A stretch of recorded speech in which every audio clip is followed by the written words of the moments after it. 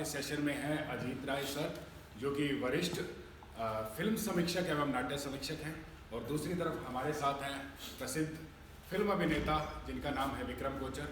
तो आज हमारे इस सेशन का नाम है अनफोल्डिंग मिस्टर विक्रम कोचर। तो एक बार जोरदार ताली। शुक्रिया। अभियान का शुक्रिया कि जिसने हम लोगों को यह मंच दिया, बातचीत करने का यह अवसर दिया। दोस्तों, विक्रम कोचर दिल्ली से हैं और उन्होंने एक लंबा रास्ता तय किया है, किरोड़ी मल के द प्लेयर से, फिर नेशनल स्कूल ऑफ ड्रामा, फिर किंगडम ऑफ ड्रीम्स, और उसके बाद मुंबई में सिनेमा और वेब सीरीज। हम लोग बात शुरू करते हैं विक्रम, क्योंकि आपका बहुत लंबा मैंने देखा, और संयोग से आपने जितने place national school of drama में किए हैं उसका मैं गवाह रहा हूँ, और मैंने उस पर लिखा भी है, देखा भी है, उन डायरेक्टरों के साथ बातचीत की है। लेकिन वो एक लंबा सिलसिला बाद में आएंगे। एक कॉलेजों में जो ड्रामा सोसाइटीज होती थी एक ज़माने में, जैसे सेंट स्टीफेंस की मुझे याद है कि बहुत साल पहले वो रवि वासवानी को ले आते थे और बड़े बड़े डायरेक्टर्स को ले आते थे। तो दिल्ली यूनिवर्सिटी में एक बड़ी परंपरा रही है ड्रामा सोसाइटी। अभी भी मैं देखता हूँ कि एक कुलजीत सिंह हैं जो खालसा कॉलेज में ड्रामा सोसाइटी चलाते हैं स्टूडेंट्स का। और एक सिर्फ रेफरेंस के लिए आपको बता दूँ कि अहमदाबाद में एक कॉलेज में सौम्या जोशी, उस समय जो अभिजात जोशी के भाई हैं, अभिजात जोशी जो राजकुमार हिरानी के स्क्रिप्ट राइटर हैं, जिन्होंने सारी फिल्में लिखी हैं, अभिजात जोशी। तो सौम्या जोशी का 101 नॉट आउट उनका नाटक, जो कि बाद में फिल्म में बना, तो वो फेलिंग थिएटर चलाते थे। जब मैं भारत रंग महोत्सव का कंसल्टेंट था NST में, तो हम लोगों ने अहमदाबाद से बुलाया था। तो हमने देखा कि कॉलेजों में जो एनर्जी है, एनर्जी लेवल है, वो कमाल का होता है। बाद में अंकुर जी ने हम सबकी सलाह पर एक ड्रामा कंपटीशन लॉन्च किया दिल्ली यूनिवर्सिटी के कॉलेजों का, कारण जी के मेमोरी में, NST में। तो अब द प्लेयर्स के बारे में बात शुरू करते हैं कि आपका ड्रामा में, आप तो आर्मी पर्सनल के यहाँ पैदा हुए, आर्मी ऑफिसर के घर में, तो कैसे जुड़ाव शुरू हुआ ड्रामा? पहली बार आपने कौन सा नाटक देखा जिससे आपके मन में नाटक के प्रति एक आकर्षण पैदा हुआ? ये बहुत पुरानी बात है। मैं बहुत छोटा था तब, मेरे ख्याल से दूसरी क्लास में था। तो मेरे बड़े भाई जो हैं, ये आर्मी वालों के ही एक कुछ कैंप्स लगते हैं बच्चों के लिए। तो हम तब हिमाचल में प्लेस थे, डलहौजी में। तो पिताजी की पोस्टिंग वहाँ थी और पिताजी चले गए थे श्रीनगर, क्योंकि वो उस समय कारगिल वॉर का हिसाब किताब चल रहा था। तो उस समय मेरे बड़े भाई एक आर्मी वाले कैंप करते, खजियार नाम की एक जगह है। तो 14 दिन का वो कैंप होता है छुट्टियों में। तो बच्चे आर्मी के जितने भी आर्मी ऑफिसर्स के बच्चे होते हैं, या फिर और भी सिमिलर बैकग्राउंड के जो बच्चे होते हैं, वो कैंप में अपने आप को एनरोल करा के ज्वाइन कर सकते हैं, जो कि किसी भी कोई मेरे ख्याल से आर्मी की यूनिट या बटालियन ऑर्गेनाइज करती थी, वेलफेयर के नाम पे। सो उस कैंप का जो अंतिम दिन होता था, उसमें सारे पेरेंट्स अपने बच्चों को लेने के लिए वहाँ जाते थे, और उनका एक फंक्शन लास्ट में देखा जाता था। तो उनका एक फंक्शन देखा था, जो मेरा पहला नाटक के साथ इंट्रैक्शन था। और उस फंक्शन में उन लोगों ने स्किट्स दिए थे, छोटे छोटे हंसी मजाक वाले। और बच्चों को वैसे भी, हम जब छोटे होते हैं तो हमें कॉमेडी चीज़ें, थोड़े लाइव स्किट्स वगैरह जो होते हैं, वो बहुत गहरी छाप छोड़ते हैं। तो वो पहला स्किट देखा था जो मेरे मन में बिल्कुल ऐसे छपाक से उसकी छवि ऐसे छप गई थी। और जब मैं वापस आया डलहौजी, तो हमारे स्कूल में हर सैटरडे को वो हाउस की मीट्स होती हैं, जो भी आपके हाउसेज होते हैं। तो एक हाउस की अपनी सैटरडे हाफ डे जो बचता है, उसमें आपकी एक मीटिंग रख दी जाती है, सारे हाउस के बच्चे इकट्ठे आते हैं, और अलग अलग बच्चों को अलग अलग चीज़ें करने के लिए बोली जाती है कि कुछ भी आगे कोई परफॉर्म कर सकता है। तो मैं उसी स्किट को एक आध बारी सोलो परफॉर्मेंस करके वहाँ पर एक आध बारी करता था सामने। तो लोगों को बड़ा मज़ा आता था, और मुझे भी बहुत अच्छा लगता था, क्योंकि पहली बार आपको एप्रिसिएशन मिला है किसी चीज़ को लेके, लोगों ने तालियां बजाई, आपको जाना और ये बात बोले कि भाई वो लड़का वो चीज़ बहुत अच्छी करता है। उससे पहले एक मीडियोकर स्टूडेंट थे, एवरेज थे। एवरेज स्टूडेंट का तो वैसे भी वही हाल होता है, या तो बैक बेंचर को पहचानते हैं टीचर्स, या जो फर्स्ट आता है उसे पहचानते हैं। एवरेज वाले तो एग्जिस्ट करते हैं, नहीं करते पता ही नहीं लगता। तो शायद इससे पहली पहचान हुई। तो वहाँ से वो क्लिक हुआ। और फिर थोड़ा बहुत इधर उधर दाएं बाएं, स्कूल में थोड़ा नाटक, फिर स्कूल में धीरे धीरे करके मैं डिबेटर बना, एलोक्यूशनिस्ट बना, कविताएं बोली, वैसे अपने स्कूल को रिप्रेजेंट करने लगा बाद में, तब हम राजस्थान में थे। तो ऐसे ऐसे करके सिलसिला चलता रहा और फिर दिल्ली आके 10वीं की क्लास की छुट्टियां नेशनल बाल भवन ही था दिल्ली में, तो वो हमने ज्वाइन किया था, 2 कोर्सेज किए थे नेशनल बाल भवन में। वहाँ कोई नाटक बनाने आया था, अच्छा। वहाँ पहला फिर नुक्कड़ नाटक प्रोफेशनली किया, ऐसा था। तो कॉलेज में आप गए, किरोड़ीमल कॉलेज और दिल्ली यूनिवर्सिटी का माहौल तो पढ़ाई लिखाई का होता है, बड़े पढ़ाक किस्म के लोग वहाँ होते हैं जिनको सिविल सर्विसेज करना होता है और बहुत सारे करियर सामने होते हैं, और नाटक वगैरह की गतिविधि को तो आमतौर पर एकेडमिक्स और इस जगत में फालतू ही मानते हैं वहाँ भी। तो किरोड़ीमल में कैसे ड्रामा सोसाइटी से आप जुड़े? 12वीं में जब एग्ज़ाम्स आए तो पहले बहुत सारी इच्छाएं होती हैं। एक तो पिताजी फौज में थे, घर में से कोई भी बच्चा फौज में नहीं था, तो अल्टीमेटली वो घूम फिर के प्रेशर आपके ऊपर आ गया। आप बोला हाँ ठीक है हम भी जाएंगे फौज में, क्योंकि कुछ सोच ही नहीं पा रहे, तो बड़े जो देते वो ले लेते हैं हम उठा के। इन्होंने बोला हाँ ठीक है हमको तो पता नहीं है, आप बोलो ठीक है चले जाते हैं, क्या करना है ये तैयारी कर लेते हैं, एनडीए की तैयारी कर लेते हैं, करी कुछ हुआ नहीं, इंजीनियरिंग कर लो, ठीक है इंजीनियरिंग कर लेते हैं। हमें राह थी नहीं, समझ में नहीं आ रहा था कि क्या करना है, इसलिए जो माँ बाप बोलते थे या कोई रिश्तेदार बोलता था बोलते हाँ ये भी अच्छा है, ये भी कर लेते हैं। काफ़ी कंफ्यूज्ड स्टेट होती है। सो 12वीं में ऐसे कुछ खास नंबर नहीं आए जिनसे इंजीनियरिंग में हो जाए या फिर किसी अच्छे विद्यालय में भी जाके पढ़ाई की जाए। जो अल्टीमेट एक ऑप्शन बचा वो ये बचा कि आप कॉरेस्पॉन्डेंस से काम कर सकते हैं। सो एक डार्क फेज था शायद वो बहुत ज़्यादा, और उस दौरान मैं स्पोर्ट्स वगैरह में भी था, पर स्पोर्ट्स में भी ऐसा नहीं कि आप फुटबॉल खेलते थे, स्कूल टीम के लिए खेलते थे, स्टेट लेवल खेला फुटबॉल, लेकिन डिफेंडर के तौर पे खेला। सिलेक्शन फॉरवर्ड वालों का होता है। अच्छा। क्योंकि फॉरवर्ड वाले ड्रिबल करते हैं, गोल करते हैं, डिफेंडर वाला जो हिसाब किताब है वो खड़ा है पीछे, उसका काम है सिर्फ गोल रोकना, तो कभी नाम नहीं होगा उसका। तो ये सब चीज़ें हैं जो कि एजुकेशन सिस्टम का सेटअप है, कॉम्पिटिटिवनेस, और आपको ग्रेड सिस्टम एजुकेशन सिस्टम दे देता है, लेकिन उसी एजुकेशन सिस्टम में एक कहीं पर कुछ गैप था। तो स्कूल में क्योंकि मैं थोड़े बहुत नाटक वाटक करता रहता था, मेरी सिस्टर जो है वो किरोड़ीमल कॉलेज से, तो उन्होंने बोला कि दिल्ली यूनिवर्सिटी में एक्स्ट्रा करिकुलर एक्टिविटीज़ के हिसाब से भी एडमिशन होते हैं, तुम फॉर्म भरो। हमने अलग अलग कॉलेजेस के जाके फॉर्म भर दिए। डिबेट थी क्योंकि रिसाइट करते थे, एलोक्यूशनिस्ट था, स्कूल को रिप्रेजेंट किया था कभी, तो डिबेट थे और ड्रामा के भर। अलग अलग जगह से कॉल आया, इसकी तारीख ये है, उसकी तारीख वो है, आपने एप्लीकेशन भरी है। तो पहले खालसा कॉलेज गए, तो उन्होंने बोला आपकी जो टोटल परसेंटेज है उस पर हम 5% का रिबेट देंगे कट ऑफ के हिसाब से, अगर आप इससे सेलेक्ट करते हैं। तो बोला इससे तो कोई फ़ायदा नहीं, आप ऑडिशन ले भी लें तो क्या हो। फिर दूसरी जगह गए रामजस, तो वहाँ पर हिसाब किताब बोला कि अरे तुम सही हो, सही लग रहा है तुम्हारा हिसाब किताब, पर रुको। मैंने कहा आपकी लिस्ट तो आ गई, रुको। तो बात समझ में आई कि रुकने के लिए क्यों बोल रहे हैं। तो वो दूसरा मामला चल रहा था। किरोड़ीमल कॉलेज द प्लेयर्स की सोसाइटी का सेटअप बहुत सिंपल था। उन्होंने कुछ नहीं पूछा, उन्होंने बोला कि आओ, बिठाया और आपका ऑडिशन स्टार्ट किया। तो मेरे ख्याल से उस दिन कुछ 70-80 बच्चे वहाँ पर पहुँचे थे, और एक एक करके उनको स्टेज पे बुलाते थे, उनके साथ कुछ राउंड ऑफ एक्सरसाइजेस होती थी, फिर उसमें से एक प्लॉट छट जाता था, फिर 70 के 35, 35 के 20, 20 के 12, 12 के 8 और 8 के बाद 4।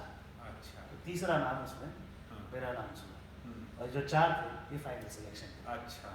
उन्होंने हमसे मार्क्स नहीं पूछे, और उन्होंने हमसे बस ये बोला कि ये डिसाइड कर लेना कि कोर्स कौन सा लेना है, हमें आप 4 लोग चाहिए। सुबह स्टार्ट हुआ था 9 बजे और रात के कुछ 1 बजे तक वो चलता रहा। और उस समय तो फ़ोन भी नहीं होते थे, तो घर वालों को इत्तला कैसे की जाए, घर वाले अपने परेशान हैं किसी तरीके से कहीं पर। और रात को फिर वहाँ से, बिकॉज 1 बजे दिल्ली में उस समय बस लेकर भी पहुँचना, किसी से लिफ्ट लेना, कॉल सेंटर शुरू हुए थे उन दिनों। तो जैसे तैसे करके हम पहुँचे, घर पहुँचे 2 बजे, 2-2:30 बजे, घर वाले बिल्कुल परेशान। एक आध फ़ोन किया था शाम को कि अभी भी चल रहा है, थोड़ा समय लगेगा पीछे कमला नगर मार्केट में जाके। तो बस घर वालों को बताया कि हो गया एडमिशन, तो उनको विश्वास नहीं हुआ। बड़े भाई थे, उन्होंने कहा कि हाँ ठीक है, जब तक तुम्हारा कोई रोल नंबर या एडमिशन फॉर्म नहीं लेके आते हम नहीं मानते। मैं बोला ठीक है, अब तो हो गया, हमें तो पता है, पर डाउट में हम भी आ गए, सुबह उठ के फिर चले गए, फिर उनको साथ में लेके गए, तो हो गया था, लिस्ट में नाम आ गया। तो इस तरह से किरोड़ीमल कॉलेज में एडमिशन हुआ थिएटर के कारण, और ये एकेडमिक्स का जो हिसाब किताब है वो हमसे थोड़ा दूर रहा। अच्छा। सो बीकॉम भाई ने, मेरे बड़े भाई ने मुझे कहा कि अब तुम ज़्यादा डिफ़िकल्ट कोर्स के चक्कर में मत पड़ना, कोई आसान सा कोर्स लो, ये तुम्हारे इंटरेस्ट की चीज़ है, करते रहो। तो मैंने बोला ठीक। पिताजी भी थे, पर पिताजी बोलते थे ठीक है भाई, अब तुम्हारा हो रहा है, जो तुम करो बेटा अच्छे से कर लेना। पर बड़े भाई का एक थोड़ा एंगल था, क्योंकि वो अपने हिसाब से जूझ रहे थे अपना जीवन दिल्ली में आके। सो वहाँ पर जाके बीकॉम पास लिया कि आसान कोर्स है, ज़्यादा पढ़ाई नहीं करनी पड़ेगी। तो जब हम ग्रेजुएट भी हुए तो हम ये बोलते थे हमने प्लेयर्स ऑनर्स किया है, बाकी वो तो एक सबसाइडिंग कोर्स है बीकॉम जो करके निकला। और मेन कोर्स तो ये था। उसमें पहले साल में मैंने वहाँ कुछ 11 नाटक किए थे। 11 नाटक एक ही साल? एक ही साल। तो नाटक के डायरेक्टर कौन होते? ज़्यादातर थर्ड ईयर के स्टूडेंट्स। अच्छा, स्टूडेंट्स ही होते थे? स्टूडेंट्स ही। तो 11 नाटक इस लिहाज से भी किए कि कुछ पुराने नाटक थे जो रिवाइव हो रहे थे, जो चल रहे थे, और अमूमन तौर पे कैंपस थिएटर सर्वाइव करता है आपके फेस्टिवल जो होते हैं, कॉलेज कैंपस फेस्टिवल्स होते हैं यूनिवर्सिटीज़ के, उनमें ड्रामेटिक्स कॉम्पिटिशन्स होते हैं, और वहाँ से वो लोग प्राइज वाइज जीतते हैं। तो ऐसे ड्रामेटिक्स कॉम्पिटिशन नाना करते हुए अब देख लीजिए कितने कॉलेजेस हैं, फिर ब्रिट्स है, मुंबई है, अलग अलग यूनिवर्सिटीज़ हैं, तो वहाँ पर भी ट्रैवल किया जाता है। तो मिला जुला के कुछ नहीं तो करीबन 100-150 परफॉर्मेंसेस आपकी हो ही जाती हैं प्रत्येक नाटक की, अप्रॉक्सीमेट। 100 लगभग एक नंबर पकड़ सकते हैं। और वो लोग साल के 3 नाटक बनाते ही बनाते हैं मिनिमम। एक अंग्रेजी नाटक, एक हिंदी नाटक और एक नुक्कड़ नाटक। तो ये 3 नाटक तो बनने ही हैं। उसके अलावा स्टूडेंट ज़्यादा हुए, डायरेक्टर ज़्यादा हुए, तो एक और बना लो, वैसे वाला हिसाब किताब। स्कूल से फंड मिलता है, पर इन लोगों का सेटअप बहुत अच्छा है, मैं उसके बारे में बाद में बात करूँगा। नहीं, आप बताएं ना। वो एक बहुत अच्छा सेटअप है सोसाइटी का, प्लेयर्स का। इनफैक्ट प्लेयर्स जो सोसाइटी है वो NSD से 1 साल उम्र में बड़ी है। अच्छा, बड़ी है? 1 साल। अच्छा। तो जब NSD की फॉर्मेशन हुई, वो उससे 1 साल पहले फॉर्म हो गया था। अच्छा। 1958। हाँ, 59 में NSD बनी। हाँ, वो 58 में उसने अपना पहला नाटक दे दिया था। ये फ्रैंक ठाकुरदास, हाँ, if I am not wrong, Frank Thakurdas थे जो कि पाकिस्तान पार्टीशन के बाद हिंदुस्तान में आना हुआ, और उन्होंने पहली नींव इसकी डाली थी। अब वो जो बागडोर है वो केवल अरोड़ा जी संभाल रहे हैं, उनको तो आप जानते ही। सो और काफ़ी समय से उन्होंने संभाल रखा है। तो तब से वो लोग नाटक बना रहे हैं कंटिन्यूशन में, और उन्होंने वो कड़ी जो है वो मतलब 1 आध साल बीच में ड्रॉप हो जाता है, लेकिन प्लेयर्स एज ए सोसाइटी हमेशा फंक्शन करती रहती है। भले अपने पुराने नाटकों को रिफर्बिश करके उन्होंने परफॉर्मेंस देते रहे, या फिर वो अपने पब्लिक परफॉर्मेंस करते रहे। ये एक फॉर्मेट है जो कि वो हमेशा एक फॉलो करते रहे हैं।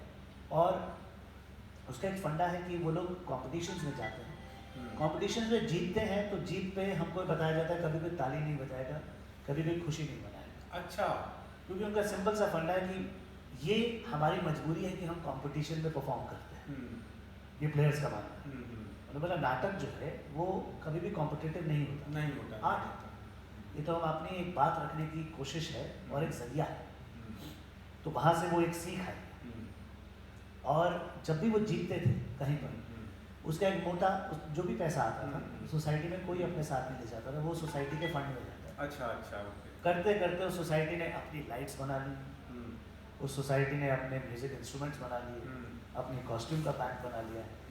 मान लीजिए कॉलेज की तरफ से जो फंडिंग आती है वो पूरी नहीं पड़ती, बिकॉज जिस लेवल का हम नाटक करना चाहेंगे हो सकता है फंडिंग पूरी ना पड़े।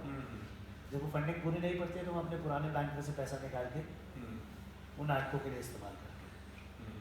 तो और उसके बाद अंततः साल के अंत में प्लेयर्स एक फेस्टिवल भी करता है, वो कॉलेज में से बिकॉज लिमिट है तो अपने हिसाब से उसको जो अच्छा लगता है वो 6 नाटक, मतलब 6 स्टेज परफॉर्मेंस और 6 नुक्कड़ नाटक को बुलाकर उनकी एक परफॉर्मेंस रखता है जिसमें कोई कंपटीशन नहीं होता, सबको एक बराबर की अमाउंट पैसा जो होता है वो दे दिया जाता है।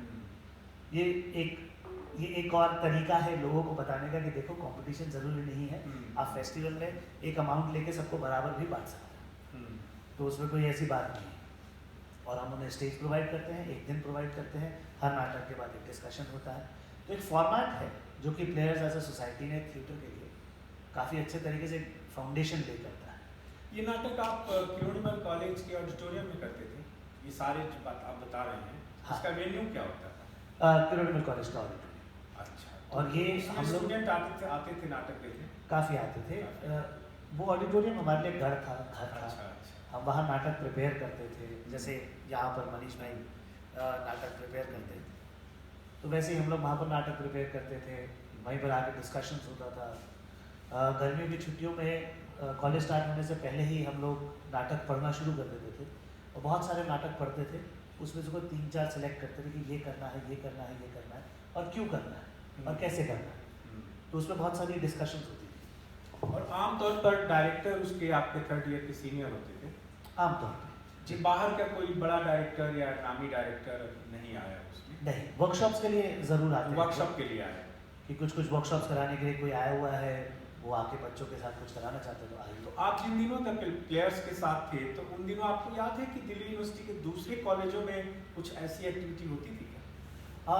उन दिनों रामजस की सोसाइटी काफ़ी बढ़ रही थी, स्टीफेंस काफ़ी काम करता था, शेक्सपियर की सोसाइटी के नाम थी, तो शेक्सपियर सोसाइटी, और दूसरा रामजस का था शून्य, जो कि काफ़ी अच्छा था।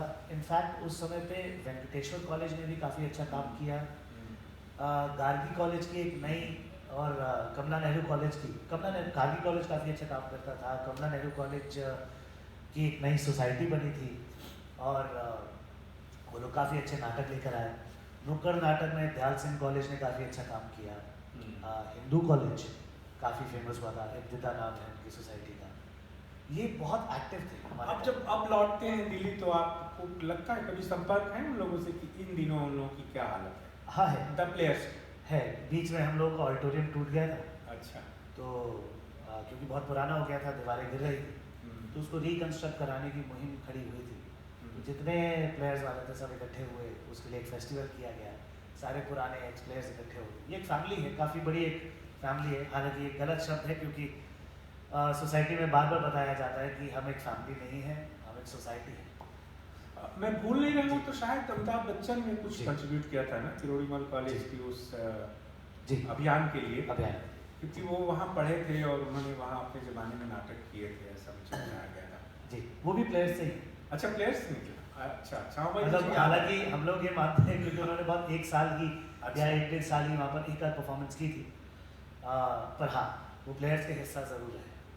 और काफ़ी लोग हैं प्लेयर्स से, मतलब जिन्होंने सुल्तान बनाई, अली अब्बास ज़फ़र, मोहम्मद ज़ीशान आयूब, शशांक सिंह, फिर सतीश कौशिक, ऐसे और भी लोग, देवेंद्र शर्मा, अनंत शर्मा, मतलब आप है, मैं खुदता जाऊँगा चीज़ें निकलती जाएंगी, कबीर खान, ये सब प्लेयर्स के ही, बहुत सारे लोग हैं। बहुत सारे। तो ऑडिटोरियम बना फिर?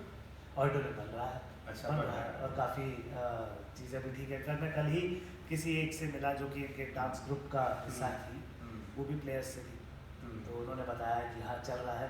मैंने बोला तो प्लेयर्स में नाटकों का क्या हो रहा है, तो बोलते हैं कि ऑनलाइन अभी फ़िलहाल एक्टिविटीज़ दी जा रही है। आपने अपनी ज़िंदगी में नेशनल स्कूल ऑफ ड्रामा का नाम कैसे सुना और कब सुना? प्लेयर्स किसी ने बताया?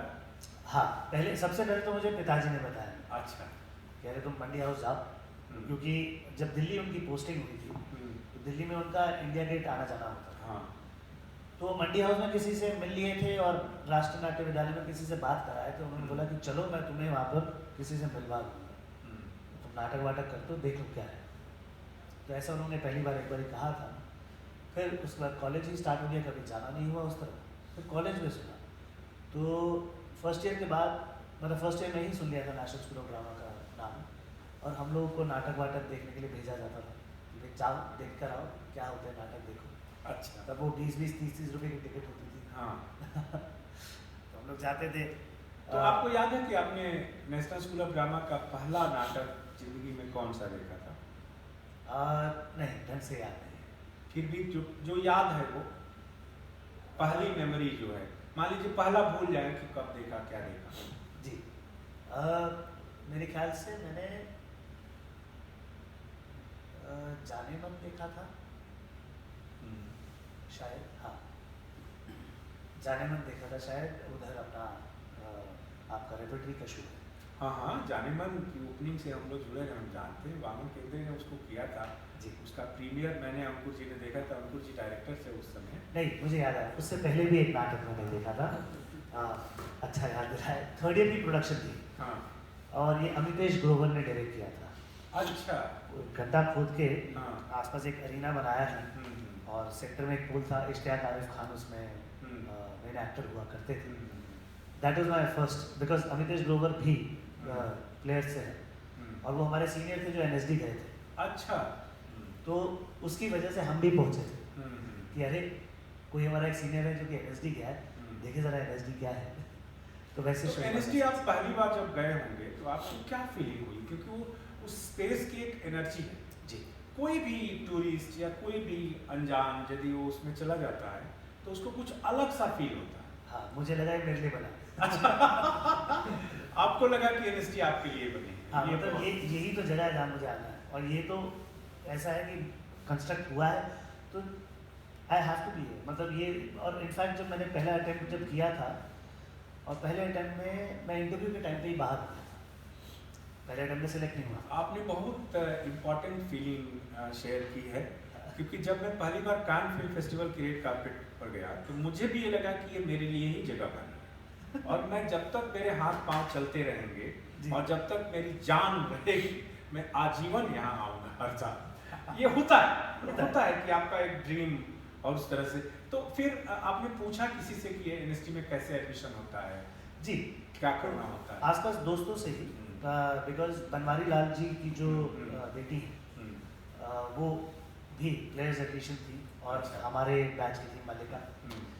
सो उनको काफ़ी नॉलेज थी उस बारे में, तो उन्होंने बताया कि क्या है, कैसे होता है, कहाँ होता है। तो उसने कहा अच्छा हाँ ठीक है, समझ में आ रहा है। तो एक बार जाके भी देखा, चीज़ें समझ में। और जब स्कूल कॉलेज में होते हैं तो ज़्यादातर जो होता है कि इतना नहीं पता तुम्हें, तो वहाँ से स्टार्ट होती है बात। अच्छा। नहीं पता भाई क्या करें। सो जाके देखा, समझ में आया, कुछ नाटक देखे जगह में। उस जगह से हम लोग रोज़ ही निकलते थे, हम लोग सोचते थे ITO से डिटूर करते हैं हल्का सा NSD की तरफ, तो वहाँ से घूम के आते थे कि 12 खंबा की बस पकड़ ली, तो वहाँ उतर के कुछ आधा घंटा बिता के फिर वापस घर पे आ जाते। अच्छा। तो मैं ईस्ट दिल्ली की तरफ एक टेम्परेरी घर था हमारा, अच्छा। वहाँ रह रहे थे, गुड़गांव का घर बन रहा था। तो ये था सिलसिला। हाँ, मुझे लगता है कि आप, हाँ, मैं एक चीज़ बता रहा था कि जब पहले बार एडमिशन नहीं हुआ तो मैं बहुत गुस्सा हो गया। अच्छा। अंदर से कि मेरा एडमिशन नहीं हुआ। अरे तो मुझे लगा और किसका करेंगे। हाँ। तो ये तो होना चाहिए था, और मुझे लगा कि मेरी तैयारी बहुत है। तो नेक्स्ट टाइम मैं नहीं भरने वाला था, पर मेरा एक मित्र है, शक्ति नाम था उसका, प्लेयर्स का ही हिस्सा था। मैं तब तक कहीं जॉब कर रहा था, क्योंकि 1 साल का गैप हो गया ग्रेजुएशन के बाद। तो मैं जासूस विजय के लिए काम कर रहा था तब एज एन असिस्टेंट डायरेक्टर। तो बाद मैं उसके लिए मनाली गया था, तब उन्होंने बोला मैं आपको फॉर्म भर देता हूँ। मैंने भर दो यार, भरना है तो भर ही दो, देखें क्या होगा। और इतना बेमन से किया, पर बेमन से इन द सेंस हमने बोला जो आता है देखी जाएगी, ज़्यादा तैयारी नहीं कर रहे। तो निडर होकर इस बारी गए। तब तक अमितेश वहाँ लेक्चरर हो चुके थे? तब तक अमितेश वहाँ लेक्चरर। आपका जब एडमिशन हुआ तो हाँ। डायरेक्टर अनुराधा कपूर हो चुकी थी शायद ना? नहीं, अंकुर जी थे। अंकुर जी डायरेक्ट वो 1 साल बाद। 1 साल बाद, क्योंकि अनुराधा कपूर ने ही शायद अमितेश ग्रोवर को अपॉइंट किया था। जी, हमारे बैच में वो आ गए थे। अच्छा, आ गए एज ए वर्ल्ड ड्रामा के हाँ। Assistant lecturer. इनफैक्ट हम लोगों ने पहले साल में उन्हीं से पढ़ाई, उन्होंने तो पढ़ाया। आपने पहली बार जाने मन जब देखा होगा, जी। जाने मन तो एक लेविश कमर्शियल प्रोडक्शन था, आपको तो लगा हो कि वाह क्या नाटक है। समझ में नहीं आया था। आप देखो कितनी उसकी भव्यता थी और सारी, और एक अलग तरह का एक्सपीरियंस था वो। जी जिस तरह से सारे एक्टर्स हिजड़े बने हुए थे, किन्नर छोड़ दिया सब तो खराब है, किन्नर बने हुए थे, और जिस तरह से वो ट्रांसफॉर्मेशन, तो आप नाटक देखने के बाद लौटते हुए कुछ दिमाग में आपके चल रहा? हाँ, काफ़ी समय तक तो समझ ही नहीं आया कि अच्छा, हुआ क्या है, हुआ क्या? अच्छा, इतना सब कुछ इकट्ठे कैसे, हाँ। गाना वाना बजाना और इतने सारे लोग, प्लस उस समय जो अवेयरनेस आज है LGBTQ को लेकर, हाँ, हमारे टाइम पे नहीं थी। नहीं थी। इनफैक्ट आज भी कहीं बहुत शहरों में मजाक का मजाक हिस्सा का, है। हाँ। तो उस तरह से उनकी ज़िंदगी को समझना और देखना, वो पहला बड़ा ब्रेक थ्रू था आर्ट में, हाँ, उस सब्जेक्ट को लेकर। उस सब्जेक्ट को। जी और मैंने मधुकट्टी के साथ ट्रैवल किया, लगभग 25 शहरों में मधुकट्टी के साथ, उस नाटक के साथ मैंने ट्रैवल किया। मैंने देखा हर जगह वही रिस्पॉन्स था और हाउसफुल ऑडियंस होती। जी, और नाटक शुरू में जिस तरह से ऑडियंस को करता है, अंत में जाते जाते ऑडियंस बदल जाता है, उसका दिमाग, उसकी सोच, उसकी चीज़ें। जी, तो खैर यहाँ से आपको, तो आप NST में फिर आ गए, एक बस NST में आगे हम चलते हैं। उसमें आपके जितने नाटकों का जिक्र है वो तो नॉर्मल है, एक उसमें अलग किस्म का नाटक था, चित्रपट रामायण। चूँकि चित्रपट रामायण जाम्बे AG चिदम्बरा राव जाम्बे, जिसको मैं कहता हूँ कभी कभी फुल फॉर्म में तो लोग हंसते हैं, Adderi Govindappa Chidambara Rao Jambe, the great Ninasam theatre institute के प्रिंसिपल रहे 20 साल, वो भी वामन केंद्र के बैचमेंट थे, 82 बैच करके। जी। तो वो जो साउथ का पूरा था, और आप लोग मॉडर्न एक्टर थे, वो कैसे कर पाए आप लोग वो सारी चीज़ें? सबसे पहले तो हमें ले जाया गया था उस समय उडुपी, अच्छा, यक्षगान केंद्र, और यक्षगान केंद्र में हमको वो चीज़ें सिखाई गई, रोज़ सुबह उठ के प्रैक्टिस। एक तो ये होता है कि जब आप राष्ट्रीय नाट्य विद्यालय में 1 साल आपका बीत जाता है, तो आपकी जितनी तमाम इमोशंस होती हैं कि मैं अच्छा या वो अच्छा, या मुझे क्यों सिखा रहे हैं, या ये क्या बात है, या वो क्या बात है, आप अंततः टूट टाट कर, अच्छा, जितनी पॉलिटिक्स हो सकती है, इंसानी पॉलिटिक्स हो सकती है, आपस में 20 लोग किसी तरीके से एडजस्ट हो रहे हैं, क्योंकि अलग अलग प्रांत से हैं, तो पूरा भारत इकट्ठे हो जाता है। तो ऐसा भी लगता है कि शहर के बीचों बीच हिंदुस्तान की जो राजधानी है, उस शहर के बीचों बीच एक बहुत पिछड़ा हुआ गांव है। अच्छा, जहाँ पर सब आपस में लड़े जा रहे हैं, वो भी छोटी छोटी बात पे। तो वो, क्योंकि वो सब इतनी डिफ्रेंशिएशन है कल्चर की कि वो घर्षण होना बहुत मतलब होगा ही, और अगर वो नहीं हो रहा है तो दिक्कत है। अच्छा, क्योंकि जब तक वो होगा नहीं तो सॉल्यूशन निकलेगा। तो वो लड़ाइयाँ होती थी, वो चीज़ें होती थी, छोटा बड़ा ये सब फलाना ढंका, लोगों के ऊपर आपकी अंडरस्टैंडिंग की, अच्छा ये ऐसे हैं, ये ऐसे होते हैं, ये शहर के लोग ऐसे होते हैं, बिहार के लोग ऐसे होते हैं, वहाँ के लोग ऐसे होते हैं, ये सब होकर ऑलमोस्ट ख़त्म हो जाता है। उसके बाद आपको लगता है भाई एक ही चीज़ है जो कि आपके साथ है, और वो है यहाँ सीखने आए हो, सबमिट योरसेल्फ, अपने आप को सबमर्ज करो, नतमस्तक होकर सीखना शुरू। क्योंकि by the end of first year एक प्रोडक्शन प्रोसेस होता है, जो कि सेकेंड सेमेस्टर में होता था, हमारे टाइम में तो यही होता था, अभी शायद कोर्स में थोड़ा डिफरेंस है, स्ट्रक्चर में थोड़ा डिफरेंस। उस प्रोडक्शन प्रोसेस में आपको दिन रात लग के ही काम करना पड़ता है, बिकॉज टाइम लिमिट कम है और प्रेशर बहुत ज़्यादा है। उन्होंने बोल दिया ये चीज़ आज दी है, टास्क 2 दिन में कंप्लीट होना चाहिए, और सब लोग कर रहे हैं, अब सब लोग दिन रात लग के कर रहे हैं, क्योंकि आइडिया भी निकालना है।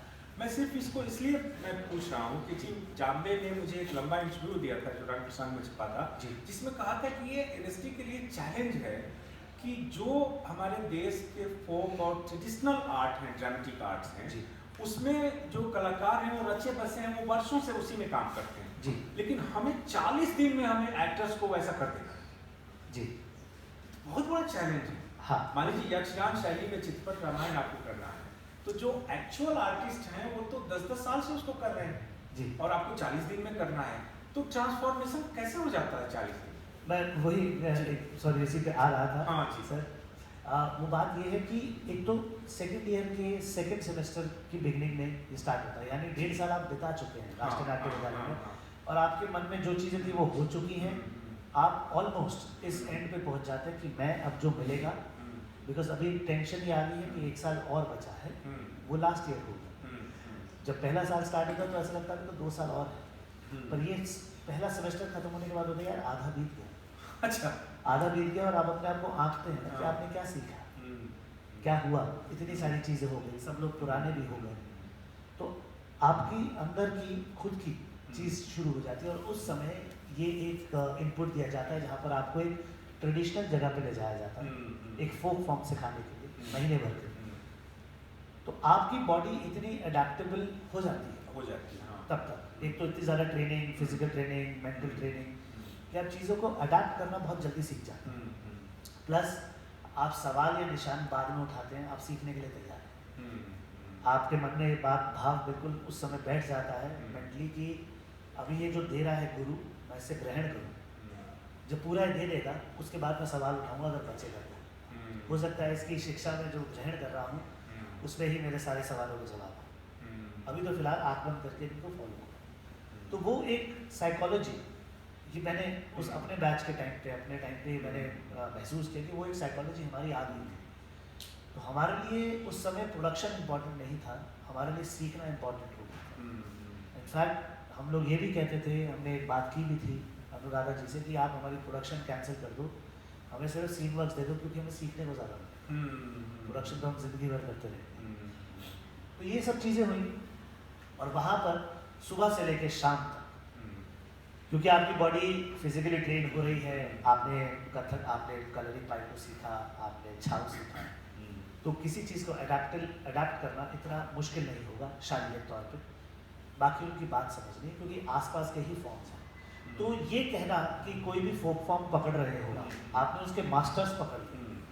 अगर मैं छाऊ और कलरी पार्टी की बात करूँ तो इससे ज़्यादा फिजिकल एक्टिव वाला तो कोई फॉर्म है नहीं आसपास। तो आप मार्शल आर्ट के तौर पे भी खुल जाते हैं और आपको लय का भी और ताल का भी और सुर का भी अंदाज़ा हो जाता है, क्योंकि छाऊ पूरा डांस मार्शल आर्ट फॉर्म है और कलरी एक अलग तरीके का एंगुलर है, वो गुलाई में है। तो आपने दोनों चीज़ों को इतना बैलेंस कर लिया कि आप इतने तैयार हैं कि आप जाहिर सी बात है 6 महीने वाली चीज़ आप 2 महीने में या 1 महीने में पकड़ ज़रूर सकते हैं। Then of course practice makes the man perfect. पर ये वैसा चीज़ है, अब कुरियट्टम वाले को आप यक्षगान करने के लिए बोलेंगे उसको टाइम नहीं लगेगा, हाँ, वो यूँ कर लेगा। यक्षगान वाले को कुरियट्टम करने के लिए बोलेंगे थोड़ा सा टाइम लगेगा, लेकिन वो भी कर लेगा, 2 महीने लग जाएंगे एक की जगह। वही हाल पे हम लोग थे। उसके बाद आपका एक जो बड़े मेजर डायरेक्टर साथ आपने काम किया, उनका नाम है के.एस. राजेंद्र जी। मैं उनकी बड़ी रिगार्ड करता हूँ और संस्कृत नाटकों में तो वो one of the best in the country हैं जी। उन्होंने 5 संस्कृत के जितने अच्छे नाटक स्टूडेंट प्रोडक्शन किए हैं। तो वो अरिचक 3, तो अरिचक 3 तो अलग तरह का एक नाटक था जी। वो शेक्सपियर का लिखा हुआ नाटक है जी। वो कुछ रियलिस्टिक है, कुछ स्टाइलाइज्ड है, वो संस्कृत नाटक है जी। तो राजेंद्र के लिए भी वो चैलेंज था कि वो एक अलग तरह के जानरा में नाटक करने जा रहे जी। हैं और आप लोगों के लिए भी था, क्योंकि एनएसटी के जितने स्टूडेंट हैं वो राजेंद्र को संस्कृत नाटकों के फ्रेम में ही देखने के आदी हो चुके होते हैं। जी। जी। उसका थोड़ा एक्सपीरियंस है। सबसे पहले तो राजेंद्र सर के बारे में कहूँगा कि बहुत ही मजाकिया आदमी है। उनकी एक टैगलाइन हमेशा रहती थी, वो ये कहते थे कि वो ये कहते हैं कि जो जिंदगी में कुछ नहीं कर पाता वो टीचर बन जाता है और हमको पढ़ा रहे हैं। अच्छा क्लास में ये क्या बात हुई? मैं सर आप तो मैं तो कुछ कर नहीं पाया इसलिए मैं टीचर बन गया, तुम भी बन जाना। तो मन में ये भाव डाल देते थे कि you have to be a practitioner, आपको परफॉर्मेंस करनी पड़ेगी। तो ये एक बात थी जो उनका एक पुट है, एक उनका जो मजाक करने का अंदाज है। पर्सनली मैं तो बहुत अट्रैक्ट होता था उस चीज़ से। मुझे लगता था ये आदमी सही है इसका जो आदमी अपने ऊपर हंस सके उससे बढ़िया बात क्या हो, जो कि अपना भी मजाक बना लेता है इंसान, अपने आप को इतनी सीरियसली नहीं ले रहा, वो ज़िंदगी में हर चीज़ के लिए खुला है। उनके नाटक पे आता हूँ तो हाँ, रिचर्ड 3 जो था वो एक्सटेंशन प्रोग्राम का हिस्सा था और ये हम ग्रेजुएट हो गए थे तो तब उन्होंने नाटक बनाने की सोची और हम लोग के ऑडिशन हुए, हम लोग गए, हमने दिया, जो 6-7 लोग हम लोग सिलेक्ट हुए और हमने ये नाटक बनाया।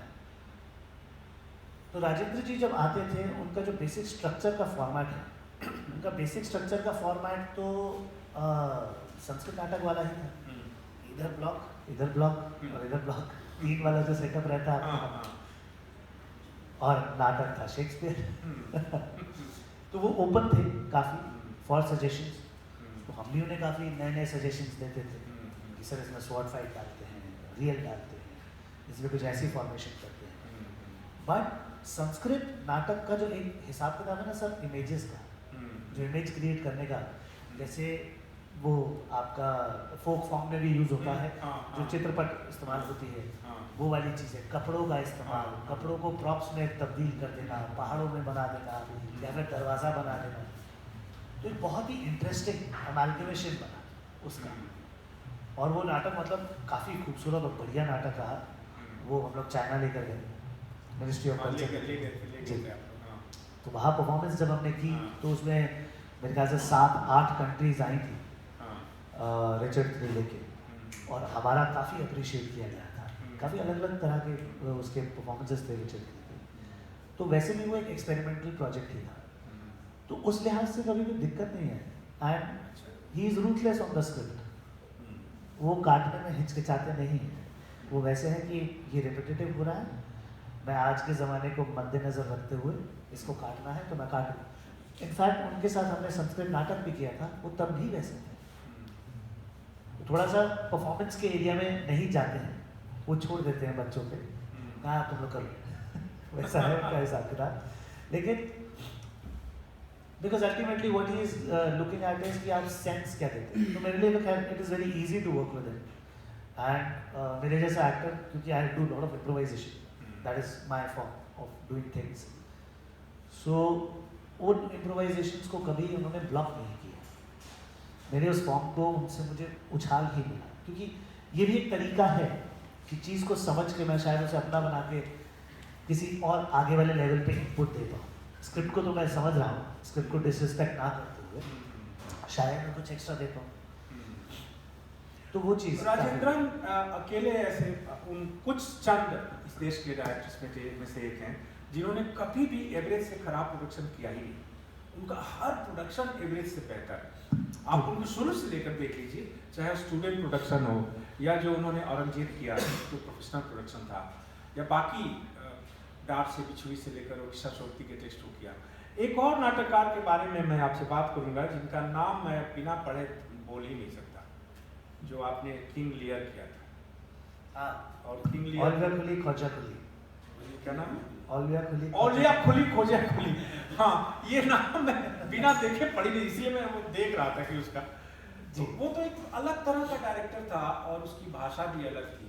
हाँ। और वो कैसे आप लोगों ने संभव बनाया? वो प्रोडक्शन हमने देखा था किंग लियर। हाँ जी, उसमें भी बहुत कुछ सीखने को मिला था। काफ़ी रशियन आदमी था। हाँ। और काफ़ी यंग दिखता था, काफ़ी रशियन ट्राइबल आदमी, जो कि जगह जगह पे पियर्सिंग, अजीब से बाल, अच्छा बट फुल ऑफ एनर्जी। हाँ। हम लोग स्टेज पर परफॉर्म कर रहे होते थे, वो स्टेज के नीचे खड़ा होता था, अच्छा। असिस्टेंट आता था, बोलता रहा सर बैठ जाओ, तो बोलता था माई एक्टर नॉट सिटिंग, अच्छा। How should I sit. और बोलते मैं बैठ गया तो उसकी एनर्जी डाउन हो जाएगी। तो हम लोग तो अपना पार्ट करके बैठते थे, पर वो जब से आया तब से खड़ा ही है। 10-11 घंटे चल रही रिहर्सल तो खड़ा ही बैठता ही था। तो काफ़ी मजबूत आदमी था और बहुत दिल से उसने प्रोडक्शन बनाए। ये शायद ट्राइबल लोगों के साथ, कहीं के भी ट्राइबल लोग आप ले लीजिए, उनका ये बहुत स्ट्रांग होता है हार्ट। तो और बहुत मेहनती होते हैं, मेहनती शारीरिक श्रम में वो बहुत मास्टर होते हैं। एग्जैक्टली, और बहुत रॉ थे। उनका म्यूजिक भी आवाज़ों से था। अच्छा। मतलब आवाज़ उनकी ऐसी आवाज़, पीछे अपनी क्या नाम है वो असम की, हाँ नहीं, हरीश खन्ना, जो ज़्यादातर क्या नाम है, झिलमिल हजारी का म्यूजिक के लिए, तो वो बैठी है म्यूजिक के लिए, तो म्यूजिक वाद्यों से तो बज ही नहीं रहा, उसके पास बीट्स थी, यानी जंबे था, एक कुछ नगाड़ा सा था, उनको मृदंगम बड़ा पसंद आया था, वो था, और बीच में एक्टर थे और बाकी जो म्यूजिक था उसके लिए जिनमिल हजारिका थी। जिनमिल जी क्या करती थी कि जो इस तरीके की साउंड, इस तरीके का म्यूजिक था पूरा नाटक। ऐसा कुछ चल रहा है और इस बैकग्राउंड स्कोर पे आप पूरा नाटक कर, उस तरह का प्रोडक्शन मैंने नहीं देखा सर। आपने अभिमंच का स्टेज देखा होगा, पूरा अभिमंच का स्टेज इस कॉर्नर से वहाँ कर इस कॉर्नर तक 40 फीट की हाइट है मेरे ख्याल से उसकी, और ऐसे में लंबाई मेरे ख्याल से 60 है ना, तो 60 फीट बाय 40 फीट विंग्स को हटा दीजिए और अंदर गया होगा, पूरा सफेद रंग का कपड़ा और नीचे एक उन्होंने पीवीसी विनाइल बिछाया जिसके ऊपर उन्होंने रेड कलर का कारपेंट लगाया ताकि जब एक्टर जब आए तो उस पर रिफ्लेक्शन जो आ रहा है वो नीचे से रेड आ रहा है, ऊपर से ब्राइट वाइट लाइट, और हम सबको जो कॉस्ट्यूम दी वो ब्लैक और वाइट में थी। अच्छा। और वो कॉस्ट्यूम्स जो थी वो कपड़े थे कि ये लो 5 फीट का कपड़ा, ठीक है, जाओ इससे अपना कपड़ा बनाओ, कैसे बनाओ। अच्छा। तो हमने वो कपड़े सिर्फ लपेटे हैं अपने और एक तरह के गाउन कुछ क्रिएट करे किसी ने कि हमें एक गाउन सा कुछ चाहिए, तो वो भी वैसा ही है कि मिनिमम गाउन नुमा क्या बन सकता है वो, बाकी हम कपड़े समेटते रहो। तो उनके साथ कंफर्टेबल करवाया। इनफैक्ट मैं एक सीन करता था उसमें, तो मेरी 10 फीट की पगड़ी थी, मैं अपनी पगड़ी खोल के भेस बदलता हूँ। कैंट का रोल था, तो कैंट का जो किसी ने अगर क्लियर पढ़ा हो तो कैंट के बारे में पता होगा, रोल के बारे में, तो अपना भेस बदलता है। मैं अपनी पगड़ी खोलता हूँ, वो 10-30 फीट लंबी पगड़ी थी। अच्छा। और पगड़ी को खोल के उसका दोबारा कॉस्ट्यूम बनाता और उसमें एक मोनोलॉग है। वो पगड़ी इतनी लंबी थी कि मुझे लपेटने के लिए बहुत जगह चाहिए। अच्छा। तो उसके लिए इतनी फोर्स चाहिए, एनर्जी चाहिए कि मैं अगर फेंकूं तो वो उड़ के जाए। तो मैं करता था साइड में, उन्होंने बोला स्टेज के एंड पे आ जाओ। मैं अब कैसे करें, वो तो ऑडियंस के ऊपर से कपड़े जाने चाहिए। तो मुझे डर लगा रहा था किसी के लग लगा नहीं तो, पर वो कोशिश यहाँ से पगड़ी निकालते थे, ऑडियंस के ऊपर से ऐसे पगड़ी घूमती हुई मेरे पास आती थी और उसको यहाँ लपेटा, फिर फेंकी, फिर लपेटा, फिर फेंकी, फिर लपेटा, फिर बगल में बदल के साइड में, तो इस तरीके का कुछ क्रॉस बन जाता था पगड़ी से, और वो ऊपर से ऐसे बंडाना तौर पे बनी रहती थी। तो इस तरह की चीज़ें वो आदमी एक्सपेरिमेंट्स करवाता था आपसे। ऊपर से रस्सियाँ लटकवा दी, वो जो क्लॉथ था, किंगडम का डिवीजन होता है, वो एक बांस के साथ जुड़ा हुआ था, और जो राजा था, राजा का मुकुट जो था, वो जो चिकन काटने वाला दाग होता है ना, अच्छा, वो उसके मुकुट का ताज था। अरे वो उसको निकालता है और उस बांस के डंडे पे मारता है। अच्छा। और वो बांस का डंडा टूटता है, वो बांस का डंडा आपस में ऐसे फिक्स था, वो टूटता है, और वो टूटते टूटते वो जो पूरा कपड़ा था उस पर वेलक्रो लगा है, ऐसा लगता है कपड़ा फट गया। तो वेलक्रो हटने की आवाज़ आती है चार करके, चार करके 2 में डिवाइड होता है, और वो किंगडम 2 में डिवाइड होता है। अच्छा। आधी किंगडम उधर चली गई, आधी इधर चली गई। तो अजब इमेजिनेशन, अजब इमेजिनेशन। और उन्होंने फिर जो तूफान दिखाया, ऊपर से लाल रंग की रस्सियाँ उन्होंने नीचे लटकाई, बहुत सारी। हम लोग कुछ 15-16 एक्टर्स, हम लोग के दोनों के हाथ मतलब करीबन 30 रस्सी, और वो हम हिलाते थे जब तूफान आता था, और फिर गोल गोल चक्कर में घूमते थे। अच्छा। गोल गोल चक्कर में जब घूमते थे तो सारी रस्सी अपने में बिल गई, सेंटर में एक तना सा बन गया और उसकी ऐसी शाखाएं सी। अच्छा। वो जो तूफान का सीन है, उन्होंने वैसा दिखाया कि वो आपस में बिल गए, उसमें हमें चोटें भी बहुत लगती थी। अच्छा। और वो जो पूरा कपड़ा था, वो कपड़ा अब जो नीचे से रेड था, वो कपड़ा कट के नीचे आ जाता है, उसका एक कोना पकड़ के हम इधर भागते हैं और एक कोना पकड़ के उधर भागते हैं, तो पूरा फ्लोर रेड की जगह वाइट होता है, वाइट हो गया in the mid of the performance. और वो जो तना है अब वो रेड हो गया है, रेड कलर की रस्सियाँ हैं, और उसकी ब्रांचेस निकल रही और इतना मोटा रस्सी के ऊपर, और उसके बीच में किंग लियर लटक गए। वहाँ पर वो ब्रेक करते थे कि अब जब ये पगला रहे हैं किंग लियर, तो उसके बाद से क्या। तो इस तरह का इमेजिनेशन था कि आपका विजुअल पूरा ही ट्रांसफॉर्म कर दिया, लाल सफ़ेद से सफ़ेद लाल पे हो गया। तो जादू जैसा लगता था, चमत्कारी एकदम, जिस तरह से विजुअल्स दिखते थे वो। बिल्कुल, वो मतलब वो बेस्ट परफॉर्मेंस था हम लोगों का 3 साल में। मैंने आज तक तो किंग लियर का कोई परफॉर्मेंस ऐसा नहीं देखा। हम लोगों ने भी नहीं देखा। चलिए हम वहाँ से आते हैं, जंप करते हैं, क्योंकि मुझे मेरे दिमाग में बार बार आपकी इमेज एक अर्बन एक्टर की है जी, अर्बन एक्टर की है उस तरह की। और आपने एक और ही अलग किस्म का परफॉर्मेंस किया, जलडमरू बाजे। जी, जलडमरू बाजे एक्चुअली रामेश्वर प्रेम का एक इनोवेटिव स्क्रिप्ट थी, जो बिहार में कोसी नदी में बाढ़ पर उन्होंने पूरा तैयार किया था, और वो रामगोपाल बजाज का प्रोडक्शन था, और जिसमें मुझे याद है कि पूरे अभिमंच को पूरा एक अलग से डिजाइन किया था उन लोगों ने जी, पूरा। उसमें हेलीकॉप्टर भी आता है, वो क्या क्या आता है और उसमें जब बाढ़ की विभीषिका होती है तो उसमें जाति का युद्ध भी आता है, जैसे एक लड़की दूसरी जाति के वाले के साथ भाग जाती है, और वहाँ एक बड़ा पैथेटिक गीत आता है कि वो ऐसे है कि यही दिनवा खातिर छिनरो धिया के जन्म ली हो, जनी तीत देती नून चटा।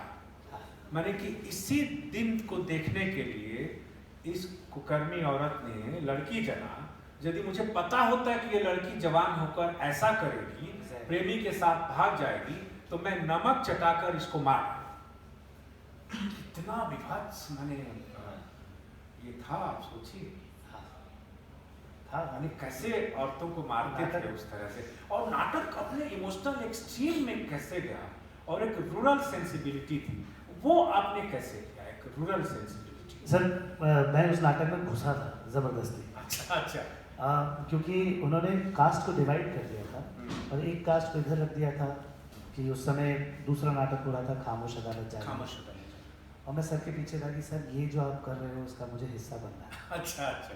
आप कुछ करके मुझे यहाँ एक छोटा सा रोल दे दो, पर दे दो, क्योंकि डिज़ाइन लेवल पर बहुत ही अलग नाटक था, और नाटक बहुत बहुत ही अच्छा नाटक था, मतलब अलग अलग ही नाटक, अलग ही था।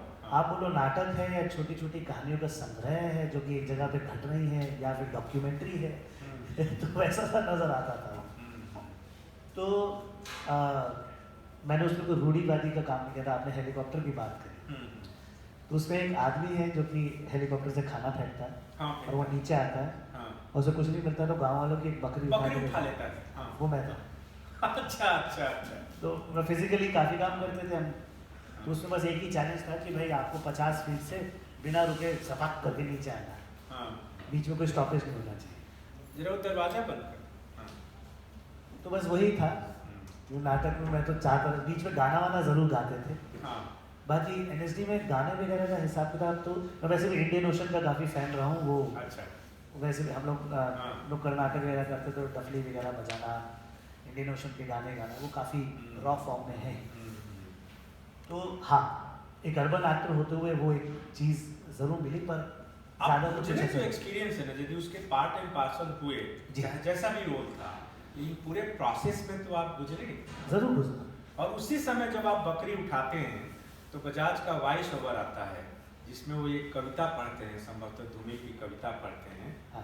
हिंदुस्तान के नक्शे पर, और कुछ कुछ कहते हैं। हाँ। तो बड़ा इंटेंस प्रोडक्शन था उसमें, और उसका वो दृश्य, मतलब एक तरह से कलेजा फट जाता है उस दृश्य को देखकर, याद करके सिहरन हो जाती है कि बाढ़ में टीले पर एक परिवार है, और उसका नवजात शिशु उसके जाने बगैर पानी में गिर जाता है और मर जाता है, और वो खाना खाने के लिए, मछलियों के लिए भाला फेंकता है पानी में, भूख लगती है तो भाला, और भाले की नोक पर वो उसी का अपना बच्चे की लाश आती है। इतना हृदय विदारक दृश्य था, और जिस तरह उस ऐसे कई दृश्य थे उसमें। बजाज का one of the masterpiece production था। No doubt, no doubt, no doubt. अब यहाँ से आगे बढ़ते हैं थोड़ा सा। अब NSD के बहुत सारे और नाटक किए। चलिए लास्ट में आपने रामजी बाली के साथ भी, मैं देख रहा था, मुझसे पहली सी मोहब्बत मेरे महबूब न मान, फैज अहमद फैज पर किया था। हालांकि फैज पर मैंने लिखा भी था उस नाटक पर, उसका मैंने देखा भी था, और बाली को मैंने खूब भला बुरा भी कहा था कि तुमने इतने महान आदमी पर इतना ऐसा प्रोडक्शन क्यों किया, थोड़ा बेहतर। तो बाली मुझसे बता रहा सर मैं क्या करूं। वो जो इम्प्रेसारियो एशिया के जो के कोहली थे प्रोड्यूसर, कहा कि उन्होंने मुझे कुछ ढंग से करने ही नहीं दिया, हमेशा अपना आइडिया उसके, तो दोनों लड़ते रहते थे आपस में। लेकिन फिर भी मैंने फैज बहुत बड़ी हस्ती थे, उसके एक्सपीरियंस के बारे में बताया क्योंकि पूरा प्ले शायरी पर बेस्ड था। पूरा प्ले शायरी पे बेस्ड था। इनफैक्ट क्या कहते हैं, मोहम्मद ज़ीशान अली, वो उसमें फैज़ की भूमिका निभा रहे थे। तो ज़ीशान जो है, ज़ीशान उस नाटक को इसलिए भी कर रहे थे क्योंकि उनके पिताजी फैज़ पे नाटक किया करते थे। अच्छा अच्छा। और उनके पिताजी भी काफ़ी फेमस थिएटर एक्टर रहे। सो ज़ीशान मेरे बहुत अच्छे दोस्त, उन दिनों तो बहुत ही गहरी दोस्ती थी हम लोगों की। अभी तो सब अपने अपने काम में लग गए हैं। सो उन्होंने कहा था कि हम ऐसा एक नाटक कर रहे हैं, तो तुम आओगे? मैंने बोला हाँ, अरे क्यों नहीं। बाली ने भी बोला हाँ हाँ विक्रम तुम आ जाओ, मज़ा आएगा। तो एक नाटक था जिसमें बहुत अच्छे, मतलब फैज़ की जो नज़में हैं उनसे बहुत रूबरू हुआ और उस इंसान की एक ग्रेटनेस के बारे में पता लगा कि किस तरह का वो इंसान था। ये एटलीस्ट पता नहीं ऑडियंस तक पहुंचा नहीं पहुंचा, पर मुझे बहुत समझ में आया।